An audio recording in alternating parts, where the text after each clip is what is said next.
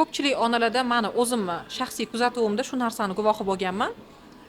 Asosan o'zbek oilalarida bir tekis bitta ssenariy bo'yicha yaxshi ketadigan o'zbek oilasida ketma-ket ikkita farzand tug'iladi va uchinchisida keyin orasida katta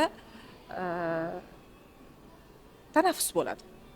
Va mana shu ikkita ketma-ket farzand tug'ilishi onani o'sha siz birinchi farzandingizda bo'lgan holatga olib kelib qo'yadi.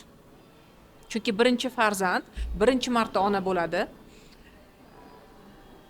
Tug'ruqni o'zi bitta stress, o'zi homiladorlikni o'zi bitta stress, tug'ruqni o'zi bitta stress, undan keyin bola tarbiyasi, kechasi uxlamaslik va undan keyin xuddi yana shu narsani takrorlanishi onani bolaga nisbatan sabrsiz qiladi. Bu menimcha muhr qo'yib, qo'l qo'yib tasdiqlangan ssenariy deb o'ylayman bu narsani.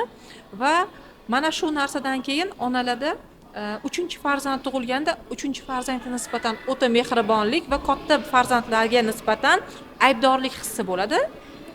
Va shu narsa ana undan keyin bolalarni onani manipulyatsiya qilishiga olib keladi deb o'ylayman. Mana shu aybdorlik hissini his qilmasligi uchun onalar nima qilishi kerak? Katta farzandlarini oldida. Shuning uchun savol berdim sizga. O'zingizni katta farzandingiz oldida aybdor his qilasizmi? O'sha juda ham ko'p, bir 80% onalarni bilaman, farzandiga qo'l ko'targan bo'ladi. Albatta katta farzandiga qo'l ko'targan bo'ladi. Bizda jamiyatda bunaqa holatlar ko'p uchraydi. Chunki mana onalar bilan ishlaganimizdan keyin, kanal yuritgandan keyin baribir savollar kelib tushadi. Onalar nimalar yozishayotganini kuzatamiz. Eng og'riqli nuqta bu, ko'pchilikning muammosi farzandimni urib qo'yyapman. Bu juda ham ko'p uchraydigan holat va aybdorlik hissi bo'lmasligi uchun ilm olish kerak. Savol, nimaga bunaqa bo'lyapman? Nimadan kelib chiqadi? Uni to'g'rilash uchun oldin uni sababini bilishimiz kerak. Nega unaqa bo'lyapman? Nimaga bolalarimni urib qo'yyapman? Nima bo'lyapti? Misol uchun bizda bo'lishi mumkin turmush o'rtog'i bilan mojarolar, qaynona bilan mojarolar sabab farzanddan alamini olish, farzandga ko'rsatish. Bizni insonlar kuchimiz yetganiga qilamiz-da. Kuchimiz yetadigani bu farzandlarimiz. To'g'ri. Sog'lom inson o'ylab ko'radi, tafakkur qiladi, nimaga bunaqa bo'lyapti? Nimaga bu holatga tushyapman?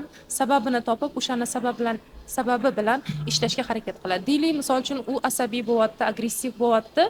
Demak, asablari bilan ishlash kerak. Biroz davolanishi kerak.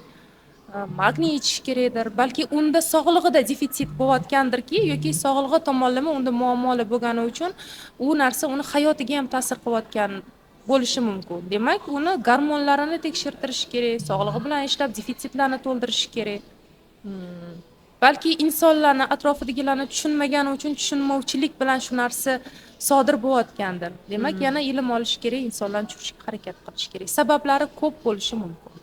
Demak, hamma omillarni ko'rib chiqish kerak. Aynan nima sabab bo'layotganini topib, mana shuni bartaraf etishga harakat qilish kerak deb o'ylayman.